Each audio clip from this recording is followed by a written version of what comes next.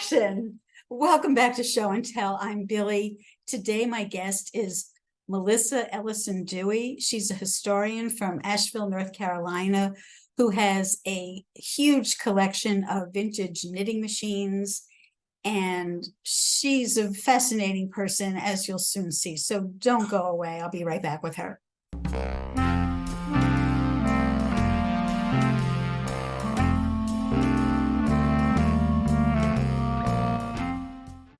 And I am back with my guest today, Milissa Ellison Dewey. Milissa lives in Asheville, North Carolina, and I'm going to ask her the question that I ask all of my guests to kick this conversation off. If we are a tourist in your neck of the woods, what is something that we would not find in a tour book that we should not miss? Well, down in Asheville, we've been a tourist area for a good 175 years, and so there's plenty you will find. But what you might not see very much attention paid to is actually where my husband and I live, which is in West Asheville. We're situated in the mountains, and Asheville is a plateau city in the Southern Highlands. And West Asheville is used to be where a lot of, as one of the restaurants said, it's a foodie city. One of the restaurants said this is where people actually worked for a living, rather than inherited the money. And so small houses, arts and crafts were an Art Deco city, and all sorts of little bakeries, artisans. I live on a very short street in West Asheville, and I think that the people that live in every other house are self-employed.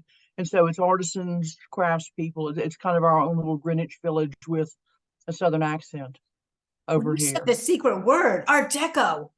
Yeah, it's a major Art Deco city. It's my passion. Yeah, I'm remodeling my kitchen in 1930s Art Deco. As a matter of fact, I got all kind of stuff. I am. Oh, I want to remodel my kitchen in 1930s. Maybe you'll send me pictures. Oh, I'll send you some of my stuff. Okay. Oh, yeah, I've got the stoves and the refrigerator. I've got a monitor top. I've got the whole. Oh, must see. Yeah, I'll send you some pics.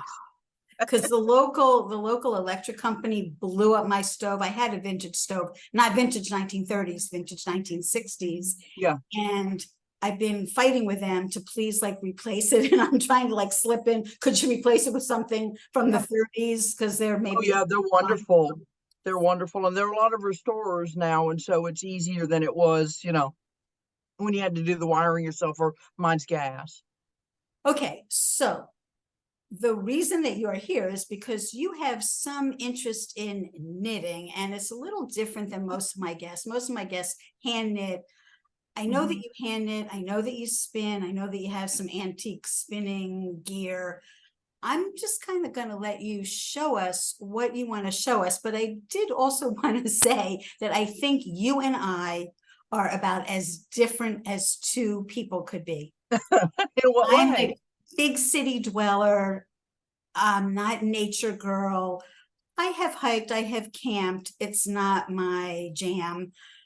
I feel very out of my element. When they took me to the Grand Canyon, well, I drove cross country and I stopped there. I was like, well, okay. I mean, it's not floating my boat. And I know for some people that's the ultimate. Just give me the Chrysler building, the built environment as opposed to nature. But I know that you have grown up in this family of naturalists. Yeah. So I just feel we're so different. It should be a fascinating conversation. It should be good. That's right. That's right. We'd rather have diversity than not, as my husband said. Sometimes diversity, the option is worse. I'm the daughter of poet and naturalist George Ellison and painter Elizabeth Ellison. And I'm the eldest. When I was born, we were middle-class academic and moved in the way academic families do. But then in the early 1970s, we moved to the mountains of North Carolina. And I actually was born in North Carolina, and then we returned. And eventually ended up in a little hunting shack that had been won by the owner in a poker game, with cold running water, an outhouse, no electricity, and the house was made out of plywood. And so it was plywood dimensions and not very big. It ended up being formative in a way, in that I never assumed I was going to have electricity. I never assumed I was going to have television. I never assumed that I was going to have infrastructure. And city dwelling relies on infrastructure, and living the way that I did, because I was 11 or something when we moved into, from middle class academic into that sort of setting. It was very formative in that I never counted on anything. The way that that matters here is that I actually have a very mechanical turn of mind and a liking, unlike everybody else in my family. My father told me one time there was much more to life than rebuilding Volkswagens. I'm sure he's right. And having a mechanical turn of mind, but not assuming there was going to be electricity. My very first sewing machine was treadle. No, it wasn't. It was hand crank, because why would I get something that required that I be able to plug it into the wall? And it's from there, it's developed into a different sort of thing. So what my gig is, I became a professor of history. My least favorite subject, by the way. Well, I was good. I had a waiting list. I might could have brought you in.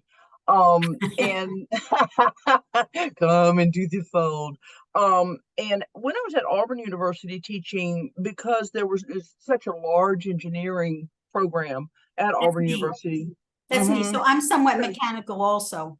Yeah, yeah, and there was a huge and enormous reciprocal deals with NASA and with Maxwell Air Force Base. And so in the history department, there were many, many engineers who thought that really having to take core curriculum history was not their jam. And they would come in and say, I'm going to be doing inventions for NASA. Why would I want to listen to what happened to Mesopotamia or something? And so what we did is we came up with an alternate program called Technology and Civilization. And rather than this person's the Pope and that person's the king, and they had some wars and this person won, which is crown and gown history, okay, is what it's called. That's a trade expression. We did technology and civilization. And so when I was doing the rise of civilization in Mesopotamia, for example, I would discuss water rights and how the development of water rights and the control of water and the access of water might lead to specialization. With the fact that the rivers there flooded wildly as opposed to the calm flooding of the Nile would lead to different worldviews, similar to mine being changed by being dragged out into the woods. And it was a good study. You ended up looking at the same sequence of history because it can't be helped, but it wasn't presented in terms of, and now this king did this, and then and it was fun. And then I've been a little bit peripatetic, which means moving from thing to thing. And so I decided that I had enough of that and pulled out of formal academic work and have done a number of things. But one of the things that I did was I went overboard with machines.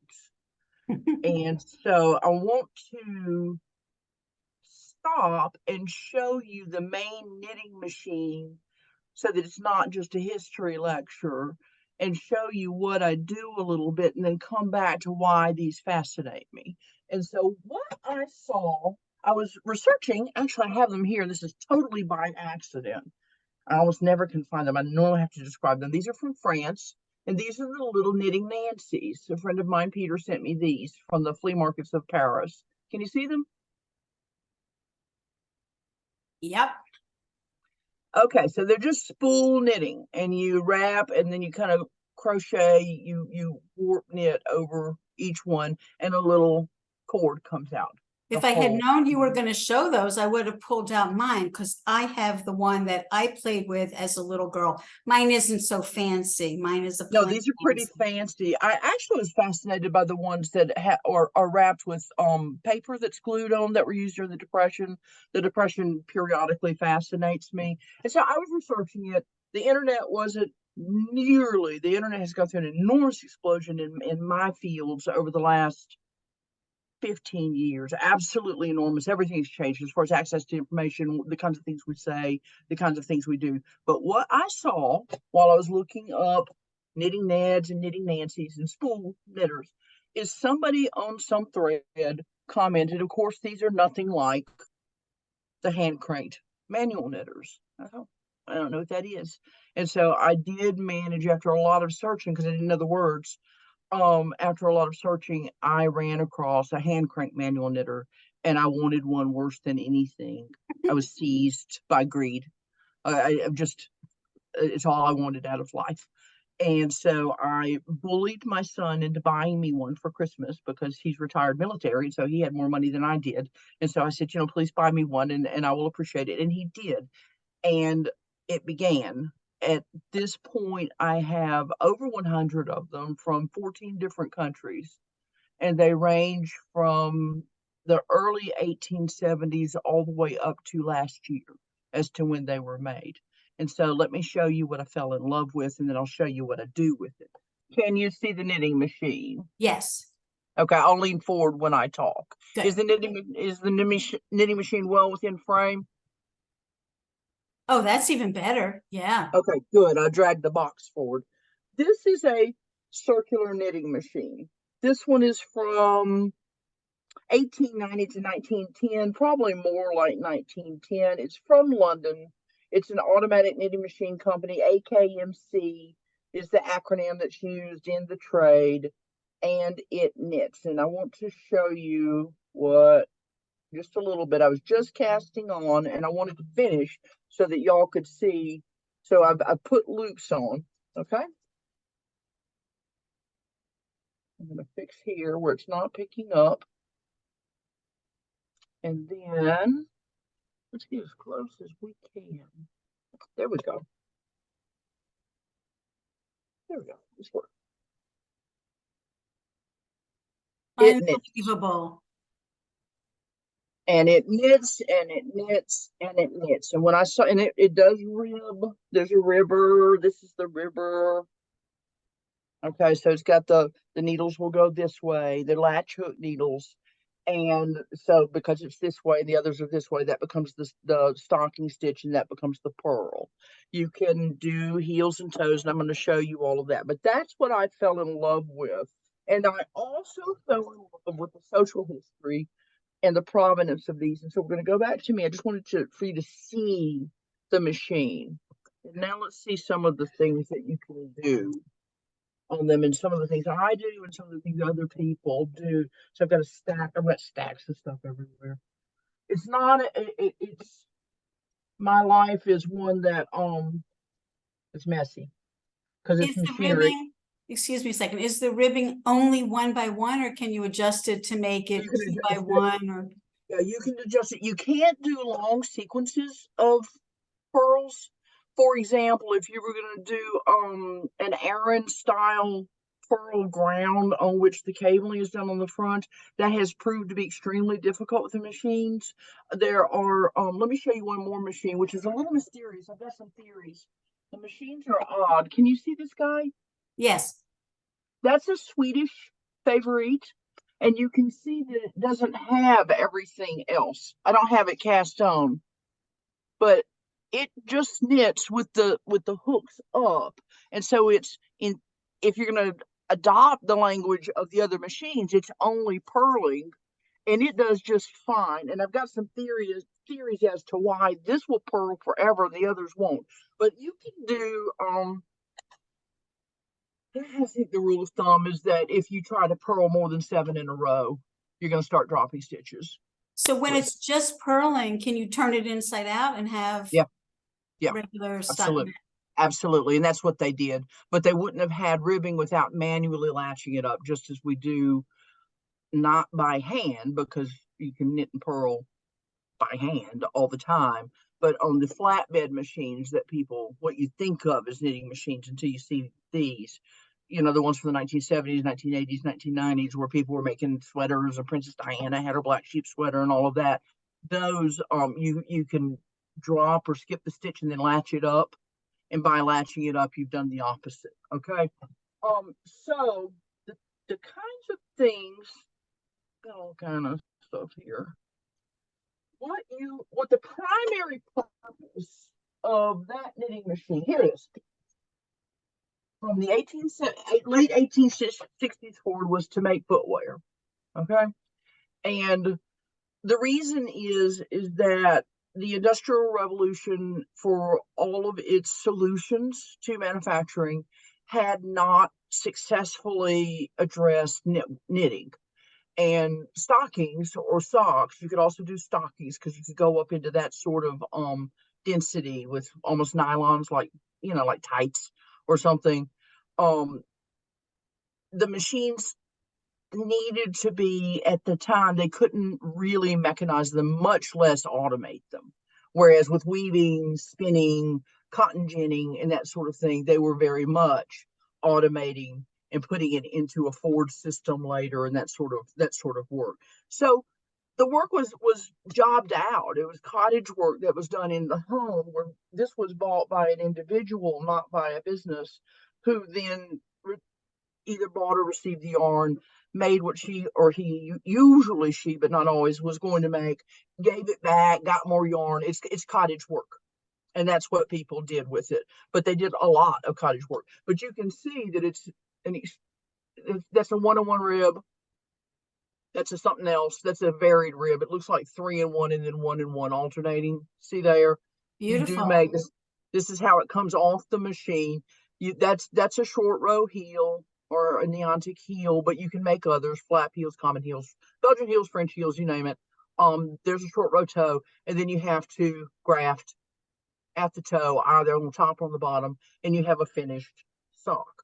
So even from the earliest years where there wasn't a river, and I did a little project where I went through and I took a machine. My seaming is desperately in need of some study.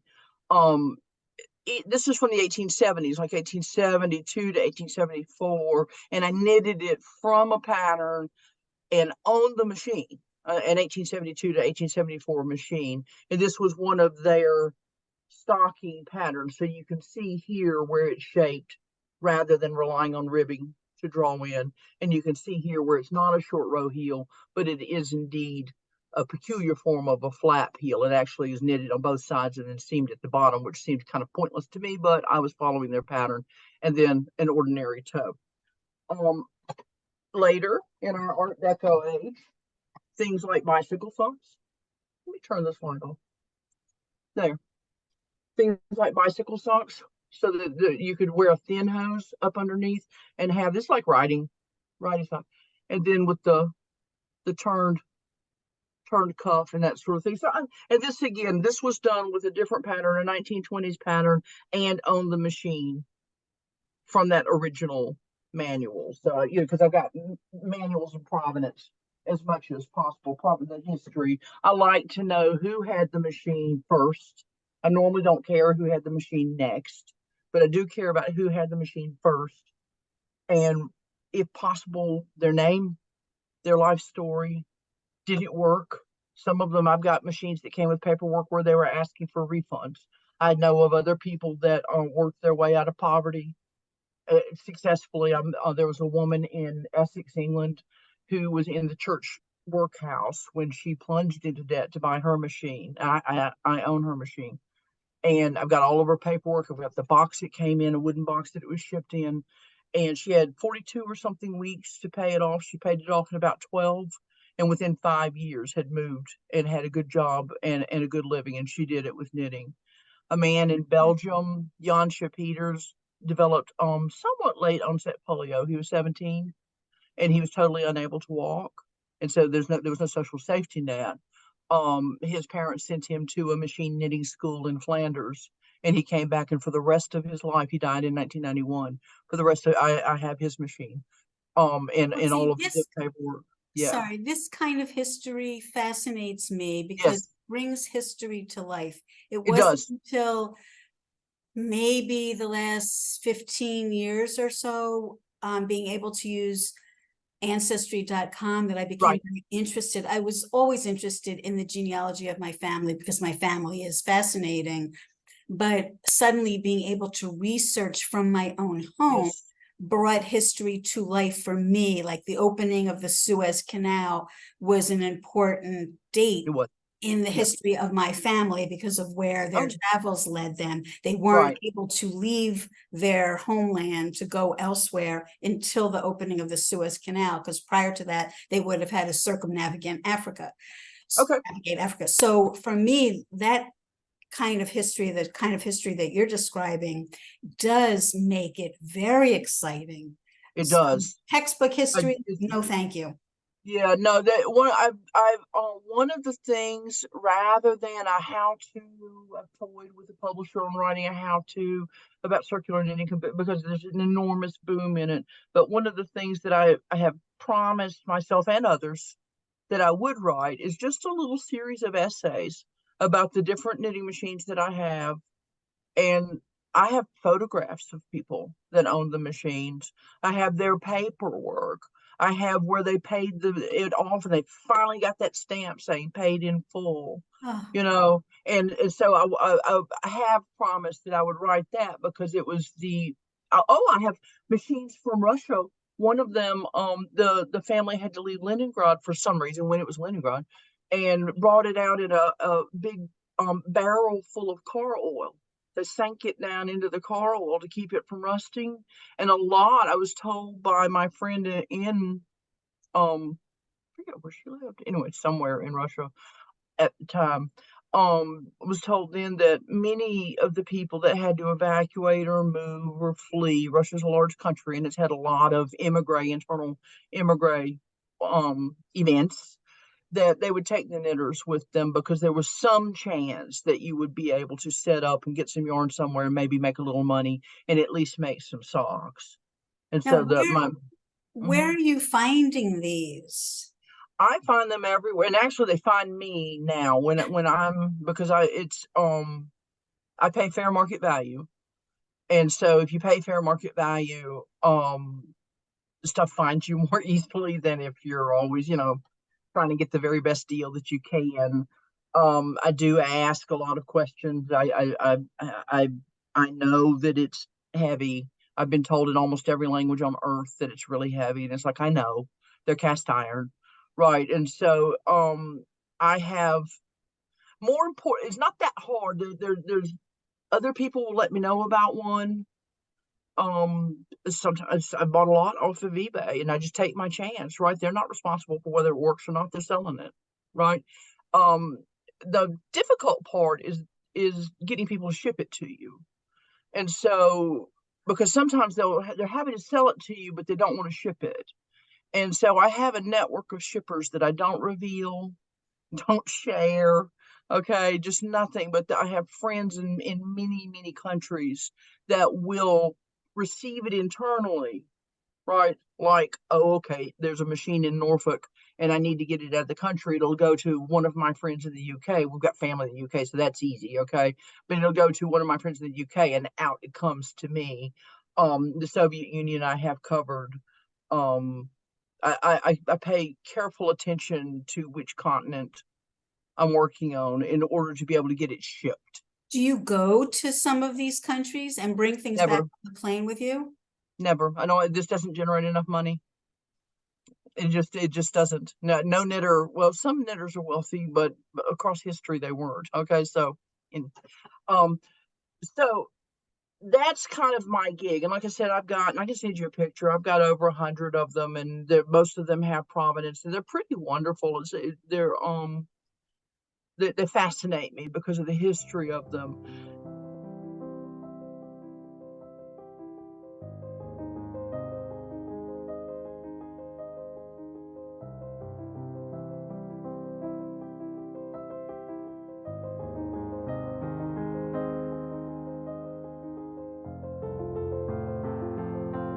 So they're two different. At this point, we reach a juncture where there are two different things, three different things that Milissa does.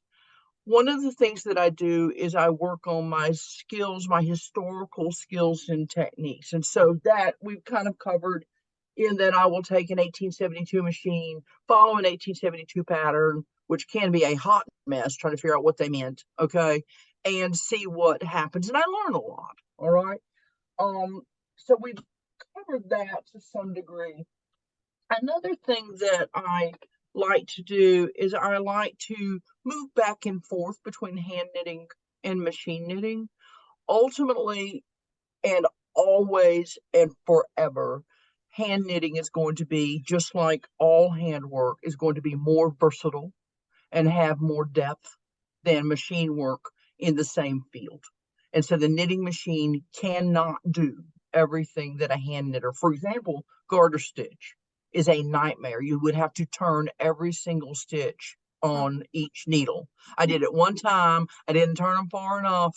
And I said, you know what? It's over. I believe it that I'm not going to do garter stitch on this machine, or I'd have to take it off, flip it, and rehang it, which is its own form of eternity. And I'm not going to do it. Okay. So one of the things that I do is I move between hand knitting and machine knitting. And so I study hand knitting. And right now I'm doing some very basic hand knitting studies. I'm working through Barbara Walker's old Learn to Knit sample Afghan, just because I wanted to study stitch structure. And I had meant to do this for a decade. So I'm playing with her little squares. And I'm also doing Jacqueline Fee's. This is kind of affectionately known as the fish sweater. And what it is it's a bunch of sweater techniques of knitting in the round by hand. And from there, I will, at each point when I'm studying, I will look up or think about, depending on how complex the technique is, how would I do this on a machine? And so I'm not alone with this. I do want to plug a book. Dr. Vicki Haffenden wrote this book, and it's fallen out of print, and so it's become expensive, but it's called Translating Between Hand and Machine Knitting. And so I will look up, let me take a stitch there. Okay, so there was a stitch here with Barbara Walker where she was calling it one thing, and I forget what she was calling it. I think it was this one where, and I did it in a very subtle color, so it probably doesn't photograph well. It turns out that what machine, the slipping the stitch over that she was talking about, that the machine technique is what we call tuck stitch. And here it's a different version of the cloth, but that's done on a knitting machine. And there's the inside because it's a reversible cloth. It just doesn't look the same. It's So that's, beautiful on the it is inside beautiful. too. Yeah, I've done a lot of lace studies. So I transition that, and then I just do machine work. I made this up entirely. That is jacquard, which is stranded or fair isle knitting. Okay, it's just color work, but that's actually done on a machine from France. That was knitted on a machine, and then it messed up, is the truth, and sat around forever. And I thought, I really like this cloth and I really like these colors. And so I just turned it into a collar of sorts and made myself happy with adding a little bit of crochet and putting some buttons and that sort of thing. And so that's where you and I became aware of each other, as I was on a vintage kick. Because I do antique, so vintage is a big word. And I love it that you can go all the way from 1872 to 1980s Princess Di sweaters and still be doing vintage knitting these days, since we've all become vintage.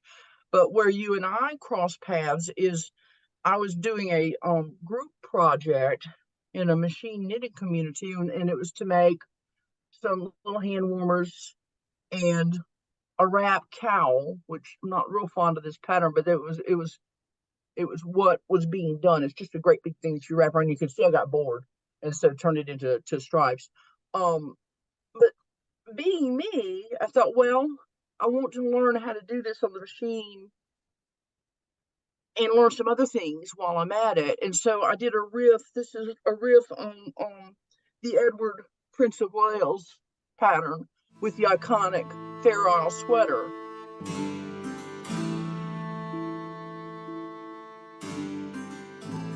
And did that in order to play with how would you do the color changes and the knit stitch changes and the structure changes and still look like his future Royal Highness, later to abdicate. Then from vintage knitting, I also have played with what you might call ethnic, and we might use better terms because everybody's ethnic. We might use multicultural knitting or something of the sort. And I began, and this actually was interrupted, and I'm going to return to this series of studies. I began picking up patterns and rendering them on machines out of different places. This is an Afghan embroidery pattern that I rendered into knitting. This was where, this is the one I'm going to do next, return to next. I began playing with Japanese sashiko patterns, the Hmm. stitching patterns of mending and boro knitting.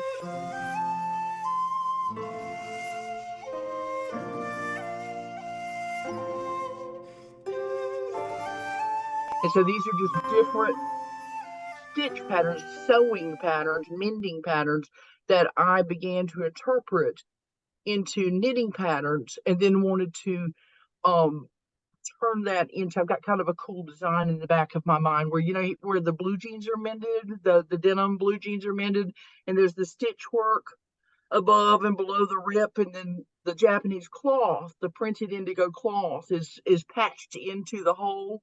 That's what I wanted to do. And so I was going to do the denim pants and then open up a hole in the cloth and do the knitted. Oh, that's funny. Where's the that? And so it would. It's just, it pushes you when you start. You just say, okay, I want to do this, and nobody nobody does sashiko stitching in yarn, but that doesn't matter, and it doesn't make me special. What it does is it makes me think the way that I want to think, which is how would I do this. So that's one of the lines that I do. And the So last you keep line, trying to push the envelope in I different do, ways. I do. I want to be able to be as versatile as possible with the equipment rather than I make socks and the way that I insert or interject variation is by buying or dyeing yarn. I don't do dye work, and I hope, knock on wood, I love the people that dye, but I don't want to do it. And I don't want self-patterning yarn, and I don't want to do variations on the same pattern and all I'm changing is the color. I actually am interested in structure, like the body, what is the stitch, and then I'm interested in what can I do with it. And this actually is an exciting idea.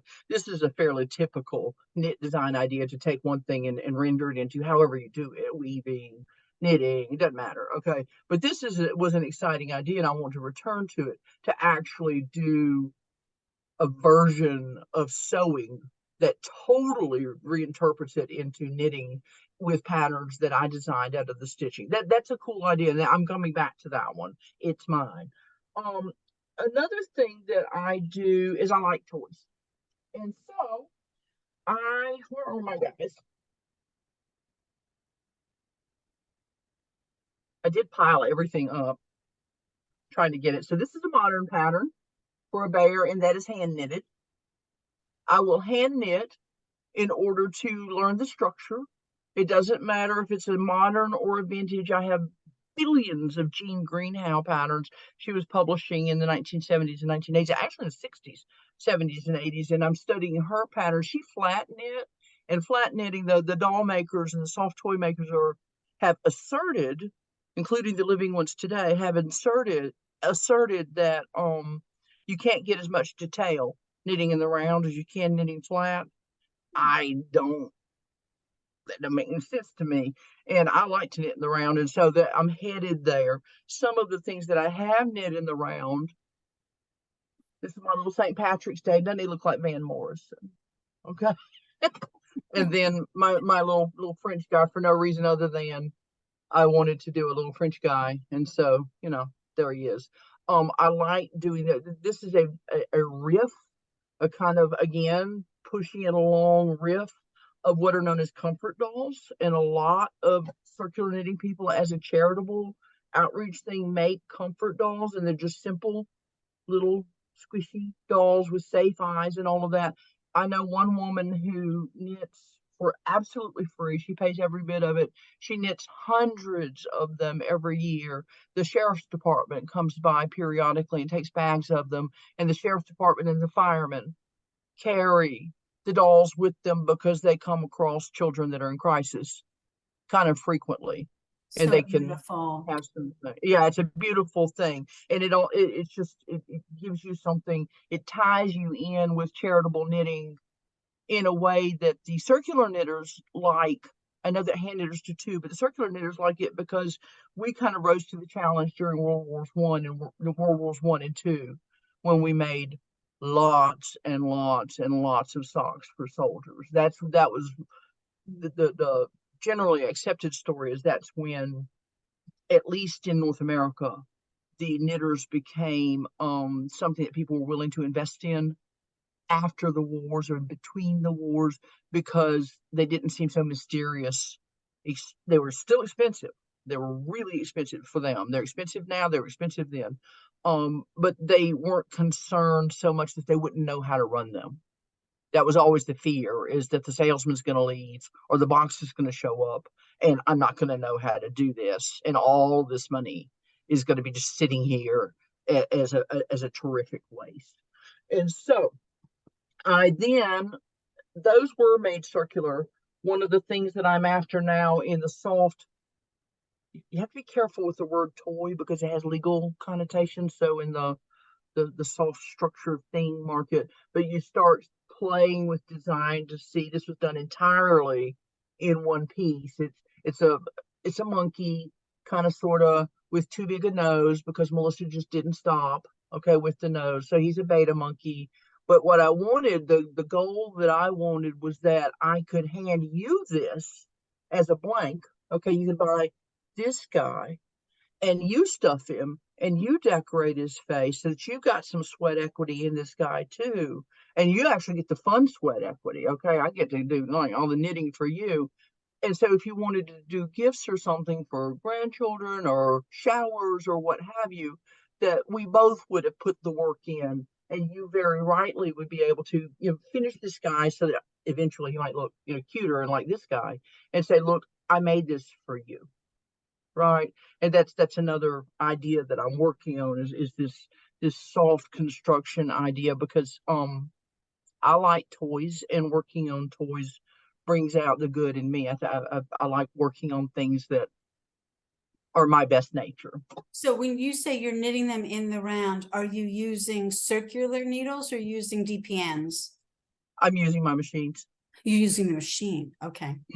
I'm using my ultimately, my goal is to put it on the knitting machine. I learn it on I use circulars and DPNs, and like them. It was crushed by Signature going out of business because they were good needles. And so I learn now. I didn't used to. I was a self-taught knitter, and a very, very, very, very, very bad one. I learned out of the old Reader's Digest. Okay, forever ago. And then I got wool. I would buy wool that was a year old. So I bought it for $10 a fleece. And of course, it was seized up with lanolin. And I would clean it and spin it. And I would spin just enough. I wasn't a very good spinner either. I am a good spinner now. I'm fifth fastest in the world as of 2017. I competed. Can you believe that? I spun about 23 miles in 1 week. But I would make hats, and I made a lot of money doing it. I would design them and sell them in a very wealthy tourist area, and they were, each was unique. But I would just felter full and brush and cover all my mistakes. And so when I began knitting on the circular machines, I didn't even know how to pick up a drop stitch. I didn't have to. I could just tie it and then felt it in. Okay, so I've gone backwards from. I actually had to learn structure on the circulars, and then I realized that the hand knitters know more structure and they know more stitches, and so do it by hand first, and then see if you can render it one way or the other on the machines. But life is too short for me to take all the time it would take to knit myself one cardigan. I might do the lace work or something at the collar. Let's pretend it's lace work at the collar or what have you, Japanese, whatever I'm studying, Japanese cabling and that sort of thing. I might do that by hand and then hang it on a knitting machine and do all the miles of stockinette on the machine. Well, once again, you are completely opposite from me because I live in a small apartment. I can't have a lot of output because I don't have the room for it, and I'm not interested really in doing this on a commercial level. So I like to knit things that take me 3 months or 4 months. Yeah, I really don't unless I'm learning at something different. Like if I'm on a sampler kick right now by hand knitted lace, Barbara Walker's thing, all of that. And so I'm happy to plod along doing stitch after stitch, but you see I'm learning. I'm not working on I would good Lord, something about my brain and this pattern from her. Can you see it? It does hang on a diagonal. Okay, there on the other side. I'm not sure I would be able to keep existing if it took all the time it would take for me to knit that by hand. It's because it's the same, it's just repeating, the same thing over and over. And so I would be putting it on the machine or finding another pattern. Now, let me talk about where I think I operate. And I'm going to briefly introduce it and show a couple of things and then come back to it because I think that this is the important part. Everything else is fun or Melissa's gig. Okay. But I think one area that I do is important. And I don't know really of anybody else that operates fully where I do. So I want to talk about it. And if other people have been doing this for decades, let me know because we'll be besties. Okay. There's from the 1700s forward to 1940s or so, and particularly what we will cheerfully call the Victorian age when we weren't English and so we didn't have a Victoria, but the 19th century, there is this popular idea that in the home, the needle crafts were hand embroidery, fine crochet. My great grandmother was a fantastic crocheter. Okay, she actually came out with she held a college degree, and every afternoon she studied crochet. I know, graduated in 1901. I'm proud of that. They wove, they spun, they sometimes tatted. Some of them did bobbin lace. More did bobbin lace up in your neck of the woods rather than mine. And then in Europe, bobbin lace was everywhere. But that it was this piecework magazine style handcraft, fine handcraft was domestic and a lot of fine production. Okay. And then there's this sharp line drawn in the popular understanding, and then there's factory work. Okay. So you got homework, which is sitting for anywhere from doing really fine work to Jane Austen style delicate work. Okay. To and that's what the homes were producing, to factory work, which was soul killing, automated, divided up the functions, and it did do all of that. Okay. Except that's not the whole story. Okay. So in between Jane Austen style embroidery and Dickensian style factory work is actually what fascinates me. And this is that home cottage work, an attempt to surely make socks and stuff for your family, but also develop a little market so that you could have a bit of pocket money and that sort of thing. I've joked before that I think that almost every machine I own, that back when the first person was going to buy it, somebody sat with somebody else at the kitchen table and said, it will pay for itself. If we just go on and get it, and we deal with the adrenaline and the fear, and lots of times it was women running them and they didn't control their own money, so they had to ask for the money. Okay, so you have to explain how it's going to work and you have to justify it when you're not making enough money and you're working around your family. Women have traditionally worked in corners and at the kitchen table and then cleaned it back up. when it was time to do something else at the kitchen table. And so this border area between fine handwork and factory work is where I have focused on studying and just finding out about the people. I haven't done large socioeconomic studies or anything of the sort, but I do know the people. And I want you to, I'm going to take a second. I'm going to grab something I should have grabbed because I want to show a couple of pictures of people that did this. So these people, let's just do a couple of lives, okay? This is Jane Edmonds. Jane Hi, Edmonds, can you see her? yeah. Hi, Jane. Jane Edmonds lived from, I'm going to do it from memory, so I may be a little bit wrong, late 1880s to 1930s, 1940s, somewhere in there. She was born near Oxford. She was the daughter of what seems to have been an agricultural laborer, and she became a London maid.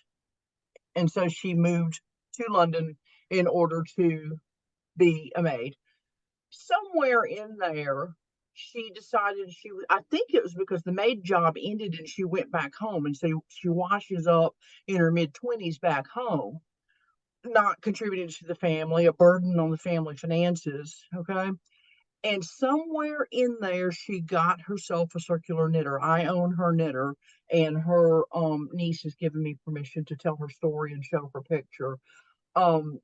Jane became a quite skilled knitter within the home and ended up knitting. The family story is that she knitted shooting socks for the gentry.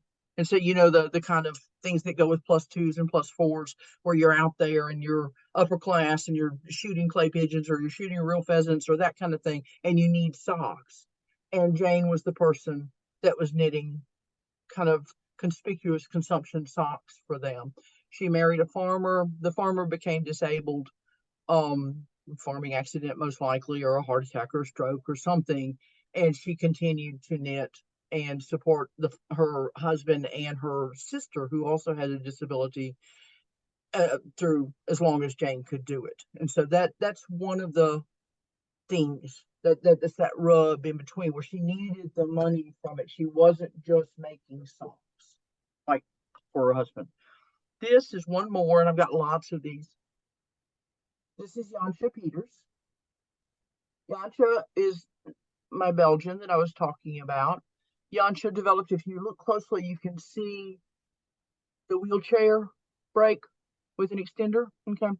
Jansha got polio at age 17. And as I said, his parents, they wanted him to knit because there was a need for socks. It was the 1920s. And so it's immediately post-World War I. They wanted him to knit to help the family because he also was a burden. Okay.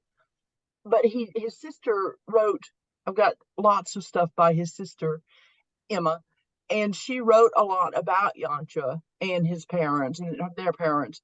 And he was 17 and he didn't want to sit in a wheelchair and knit by hand with the long needles. It just wasn't what he wanted to be seen doing. And so they sent him to the school in Flanders, and I have his machine as well, and his work table and everything.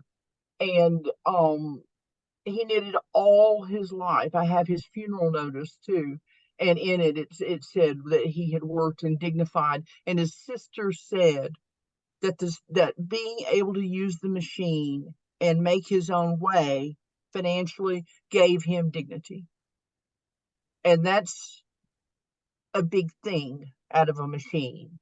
And so that's that rub that I've looked for is where's the life with, otherwise it is an expensive and eclectic collection. But when I look at my machines, as much as possible, I want to think about people like Jansha and Jane Edmonds and Lydia Maud Meadows and all these people. Is it a criteria for you that a criterion that you must know something about the provenance of the machine before you'll buy it? It has to interest me. It has to be non-replicated in my collection. It cannot just be that I like this style. Okay. And if there is Provenance, I will move heaven and earth to bring it in. And I discussed this very explicitly with the family, that this is why, and I want to be able to talk about it.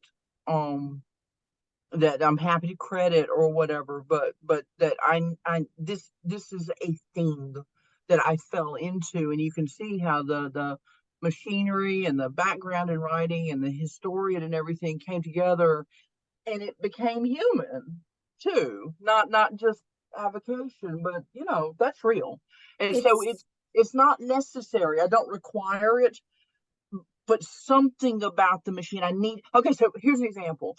I have an Aura machine, ARE from Sweden. Looks just like a knitting machine. Okay, big deal. It's from Sweden. Big deal. I've got Swedish machines and Norwegian machines and this, that, and the other. Okay, I don't know who owned that machine, and the seller who sent it to me in a whole box full of adult incontinence products, which was interesting. The blue pads. That's so I have Norwegian. I know. And once you see them, you can't forget them. Yeah, that's what he used for padding. So I guess he stumbled across some, and I think he got out the spray can too of paint, because it's painted bright blue. Okay, so it's this, and I've not stripped it yet because people think I really like to restore them. I really don't. I like to use them. Okay, so as soon as they'll work, I use them. All right, but the Aura machines, I have no provenance. Okay, except for the story. I've got the story about the adult incontinence products, which was wonderful. Life was once again worth living when I opened that box. But there's a story, and some people have said, oh, this was just promotional, and other people have said, oh, maybe it's true, that the Swedish Army would take the Aura machines with them so that they could make socks. Okay, now one person, and these things are heavy. Okay, they're like 18 to 50 pounds, depending on who made how big the machine is. All right.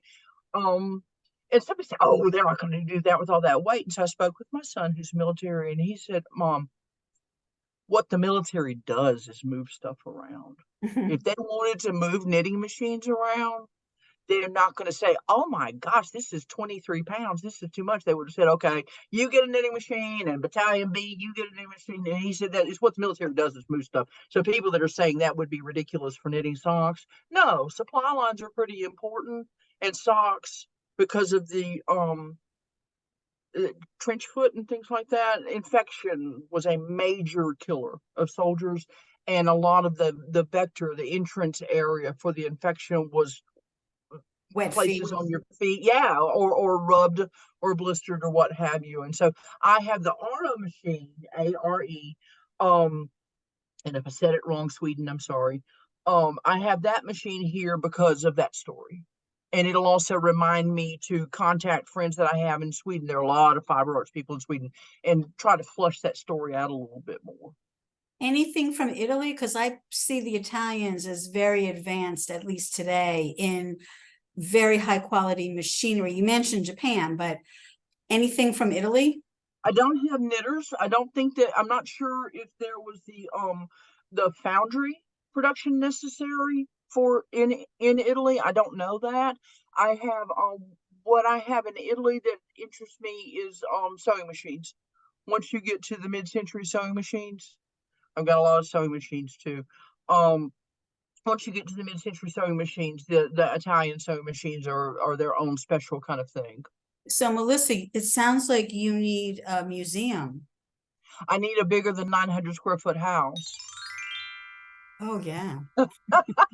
So one of so we've talked about, I wanted to talk about that border area that I work in between fine home work and factory work with the fiber arts. And so in because I'm interested in, and I also like, it doesn't have to be at home. It doesn't have to be in the home. You don't have to be unable to walk due to polio or something like that. If you had a little workshop, you're still in Melissa's. I love little workshops, and I love the skilled trades. Okay. But if we look beyond the knitting, let me see. I don't think there's anything else with knitting. You've seen enough to know what I do with knitting, that I move between hand and machine. I move between old patterns and stuff I'm working on, like my Japanese sashiko studies, that sort of thing. But other stuff, okay, so let me move Jane and Yancha. Yancha's story is a little poignant. His sister was really upset. She finally sold his knitting machine, and it worked its way to me. But the the yarn shop owner that she sold it to, said that Emma kept saying goodbye to Yancha as she was saying goodbye to the machine. And it's like, oh, that's hard. So other things that you can look at. This one's not fully working yet, but you end up. Yes, I have treadle sewing machines, and I got singers, and I got neckies, and I got one Kenmore, and I have Rocketeers, which is also a singer. But you also end up with workshop stuff, and this was purchased from Slovenia, something like that. But it's a singer, okay? It's a glove sewing machine. See the post, and it sews right on top of that little post, so that you can sew the fingers of leather gloves. And so you bring this kind of thing in and learn about it. And then that will go into my toy making. I'll use that machine for my toy making. It's the same thing. It came out of a small workshop and apparently wasn't used very much because it was still kind of packaged in the original paper wrapping and that sort of thing. It had seized up. The oil inside had seized up over the years, and so I'm still easing that. Another, so we're just moving from knitting machines to, again, convincing yourself that it will pay for itself. Okay, this happened by accident. This is a home printing machine for printing cards, business cards, menus, things like that. Not newspapers. Okay, that's too much. And it's for setting time. This is a Kelsey Excelsior model sold in the 1940s. And this was pitched to people exactly the way that the knitting machines were pitched, which was that set yourself up in your neighborhood and in your community with the Boy Scouts, with the Rotarians, with your church, what have you, and make side money, or even, they really claimed that you would become independently wealthy. It was normally that you could help supplement family income with things like this. And then the only other thing that I really wanted to show, and I've got this one set up to work, is embroidery. Hand driven machine embroidery. I have a machine, it's a French make called a Corneli. It looks like Cornley, Corneley. I think Ley or Ly. But it's Corneli is how it's pronounced. And hand-driven embroidery. So when you say machine embroidery, you think that I'm going to like hit a little touch screen and up comes Mickey Mouse, and I say, okay, here you go, and embroider Mickey Mouse for me. And that's fine. But I became interested in machine embroidery because people did it with the treadle machines, and then later the motorized machines, where they would do something similar to freeform quilting, but they would actually embroider. And so I've brought in embroidery studies, one of them from America and one of them from Argentina, where people were in classes with Singer. And again, it was a way that you could take your machine that you had been sewing napkins and curtains and aprons and blouses and that kind of thing, and free it up. They didn't have a quilting foot at the time, but just free form up underneath a needle that was going up and down and embroidered that way. And they were trying to emulate hand embroidery, and I can kind of do that. I periodically study that too and get my skills up. My skills are necessary. But one of the things that I became fascinated by was the embroidery that was done in the late 19th century all the way through to almost the present and maybe the present, which is hand-driven machine embroidery. And I just want to show, let's see if we can do it. If not, then we'll belay this part of the demo. Hang on. Can you see that machine? Yes. Okay. This is a modern one, but they've been, my Corneli is from the 1890s, and it does exactly the same thing. And what you do is, this is practice stuff, and this is practice stuff. But what you do, and this runs on a motor. I've also got a treadle one. Get going. And you run it by hand to do your different patterns. People make patches. I'm not a patch maker. And so on and so forth. So you're doing it on top of this pattern sheet, but yeah, would the actual person just be doing it freehand? They know the shape that they want to create, or they're doing it on top of paper and then they're doing removing it the on top paper? of paper or with a pencil sketch. And this chain stitch embroidery, which is what it is beneath, often has beading done on top of it. And so let's think Princess Diana. Okay. Princess Diana did a state visit to France. And so she had a bolero jacket in white. You'll remember it. Okay. And I can send you a picture. And it had all this beading on the top. And I think Hurrell did it. Okay. And Hurrell made a huge deal about all the hand beading that was done, tambour beading that was done on top. Okay. And the chain stitch embroidery, they kind of left out how that got done. That was done on one of these machines. And and so the very fine embroidery houses and the fine gowns, all the way from House of Worth in the 1850s forward to Princess Diana, okay, at least, relied on these chain stitch machines that sometimes they very carefully hide when they're doing these days websites about their embroidery ateliers. The machine that I have from the 1890s, though, is not from an atelier in Paris. The machine that I have, there was a little town, I forget the name of it, outside of Paris, not very far from Saint Denis, and a French family lived there, and they did outwork embroidery for the Parisian fine dress couture houses. And so I was able to bring in their machines as well. And it's the same again, time after time. It's this in-home or small workshop family setting with machinery that it was either cheaper to get people to do it in their homes. They had to assume the cost of the machinery or what have you, or just couldn't be done in a factory setting. It just wasn't possible to automate it, or you didn't want to automate it, as with the ateliers. I was astonished to learn that a friend of mine, we were friends in the 1970s and 1980s. So she was a little bit older than me, but sort of my contemporary. She told me when she was a teenager. So this is, mid 20th century, let's just say mid 20th century.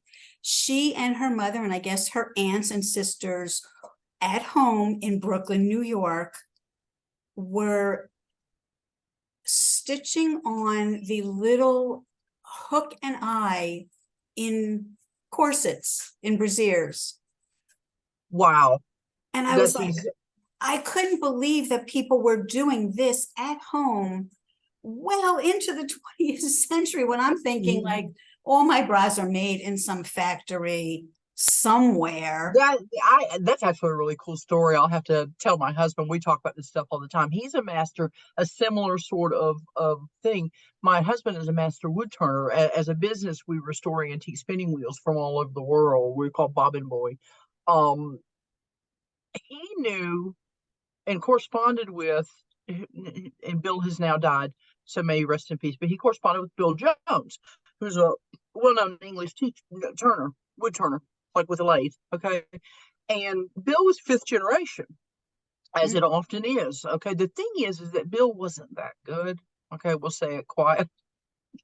His father was good, his grandfather was good, it reaches on back, but Bill wasn't that good and didn't especially like it. He told Alan this, it was just the family trade and what he'd been taught to do. But wood turners also don't make very much money. And even in the guilds, they were like way down in the list of how much money gets made by wood turners. But it was an enormous competitive at the turn of the century in London, the 1800s to the 1900s. There were known 3,000 wood turning shops in London alone. So Mm. basically, you would take any job that you could at whatever price, hoping somehow that you could live on the money. Bill spent his time similar to your friend sewing the eyes on the backs of bras and stuff, or corsets and things. He spent many years making wooden plugs for Foley catheters. Whoa. Wow, isn't that mundane? Yeah, but it's a necessary thing, I guess, for the And person it, who's and it was using that. production. He set up and would just make them and make them and make them and make them. But he spent many years. He was known for chess sets of varying degrees of quality. But a lot of his time was spent just producing Foley catheter plugs. One other thing I'll share with you, my family, distant cousins and aunts and uncles, had a factory that did embroidery work. And it was really opulent with the gold threads Mm-hmm. for uniforms, for military. They had contracts with municipal governments and so forth, all the police officers and state troopers, all those little like epaulette type things with Sure. stars. And some of them were really, really ornate. When my cousin shut down his factory, he said to me, I have boxes of these things if you want them. And I should have said, well, yes, I'll take a few just as a memento. And unfortunately, I didn't. I could ask his sons. He's gone now. I don't know if anybody in the family still has any of those things, but they were really like over the top in intricacy, lots of Yep. different colors, but metallic, Yep. often Oh, metallic yeah, and yeah, thick, like yeah. There's no such braiding. thing as too much. That's a form of passementery. Oh, I love bling, glitter, bling, you name it. I don't look like I would, but I do. That's a form of passementery, and it's kissing cousins to the decorative work that goes on upholstery. Okay, so Other people in you my family you were think of the upholsterers. yeah, you think of the thin braiding. I actually did a study.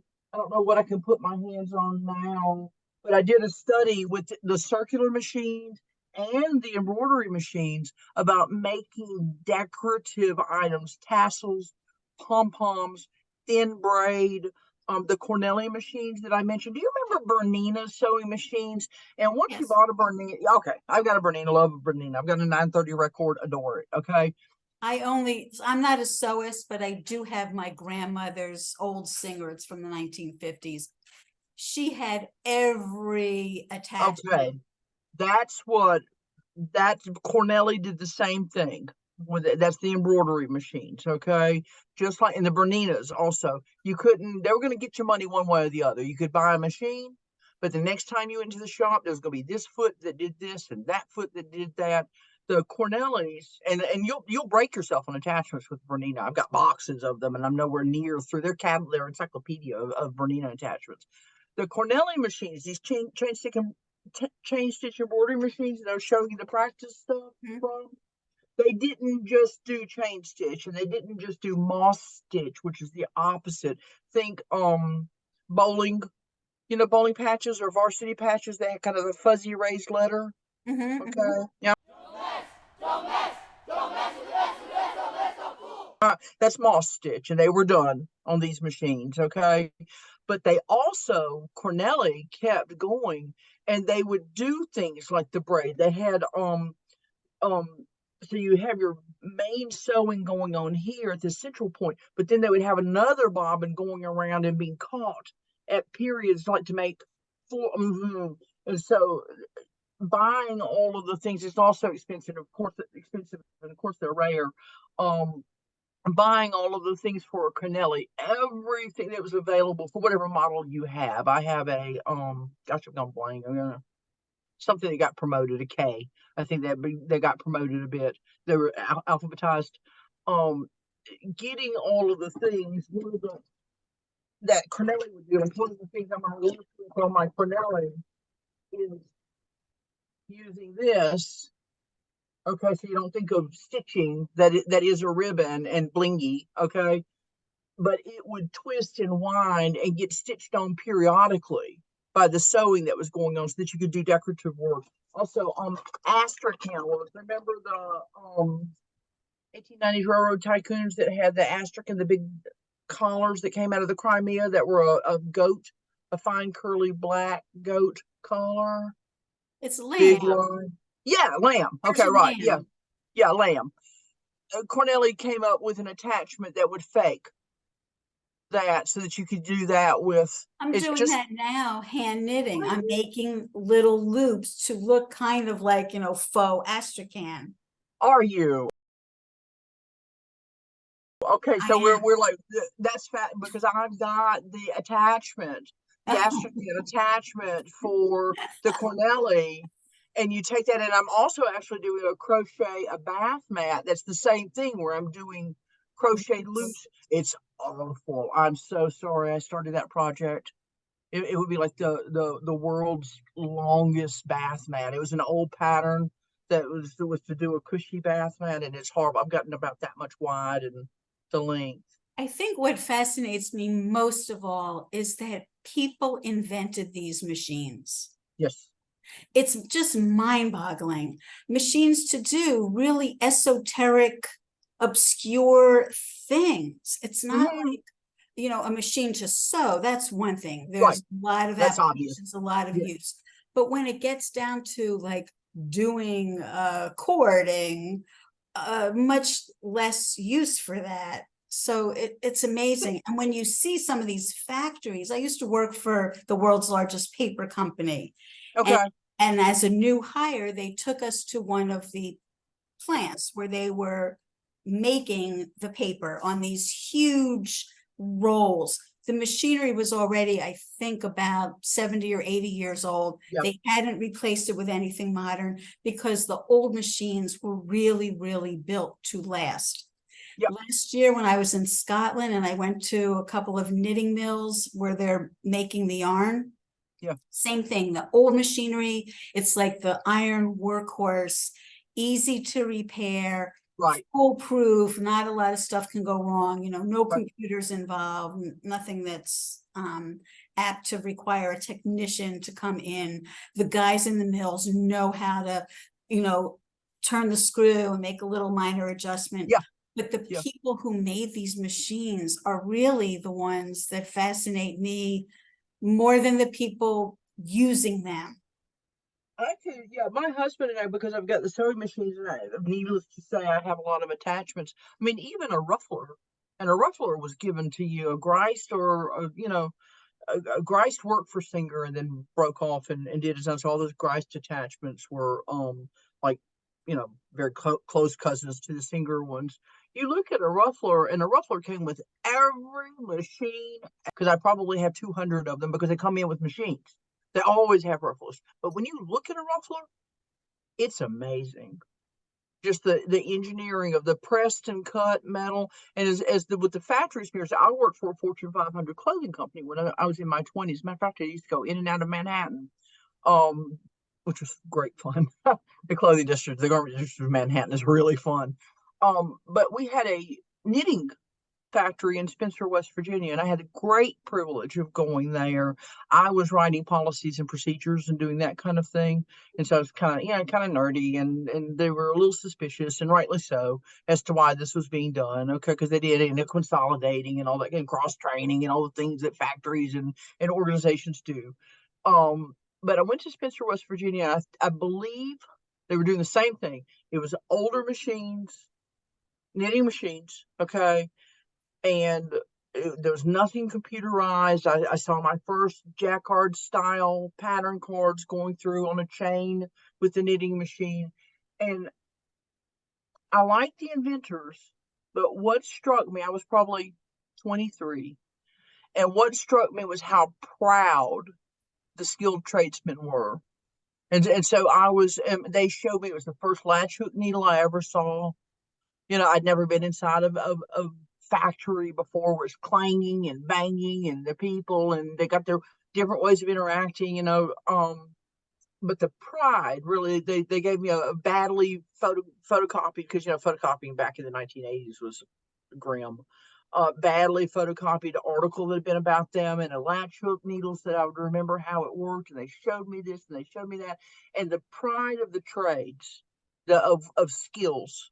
You can be born smart, you can be born pretty, you can be born rich, but you're not born skilled.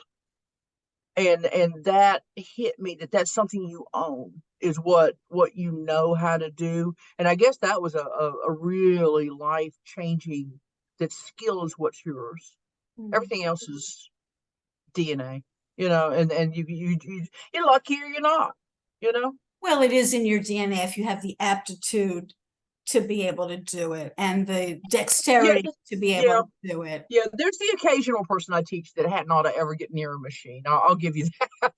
You know, they're just death on machines, and they need to do something else. But you, Not me.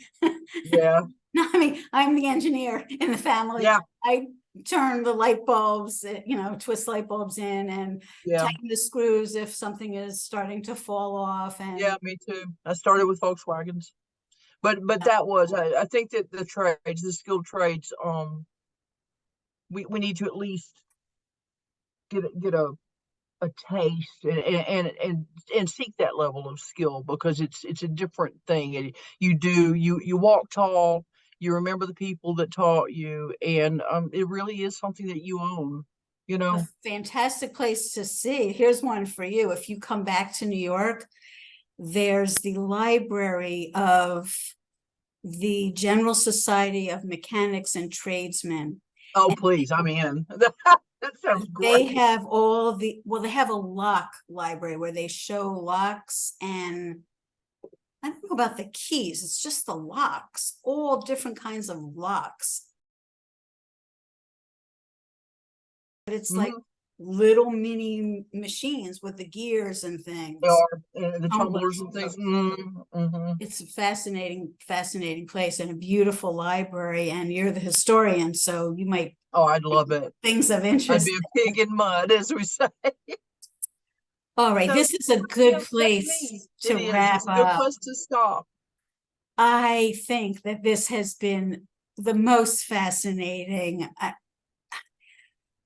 on so many different levels. I mean, you've brought in not just the history, but the stories of the people, which Mhm. is the thing that really pulls on my heartstrings. Those two photographs that you showed, I was starting to tear up just to Yeah, think about, what people had to do. So thanks for sharing all of this. it's been a pleasure. I love my stuff, so we're in Yeah, my toy wow. box, you know? Yeah. Well, it would be really fun to be able to see your things in person someday if I ever get down that way. Hmm. I'm looking for that museum. I think you gotta, make it accessible for Well, people to come and I see. yeah, and I've talked about doing that, and the book has to be written, and it needs to be on that low key sort of way of I just want to say what I know. I'm not going to show you how to do the sock. I'm not going to show you a different stitch. People are now, thank God, able to do that with the internet. There's been an explosion. The young people have entered 3D printing, has allowed them to be able to to afford entry level machines. Some of my machines are $10,000. Mm. Okay, you can't afford that. You scrape it out of the grocery budget. You don't have a chance of scraping it out of the, like, oh, okay, I'll do without a hair conditioner. It's not going to work. They can't afford them. And so 3D printing has opened it up, and the young people have moved in. But the stories and the skilled tradespeople and just that range is something that's what keeps bringing me back to it. And then skill. I like knowing how to run them. Thanks for sharing all of this with us. Thank you. It's been fun. We'll have to talk some more. Okay. Okay. Thank you. Bye bye.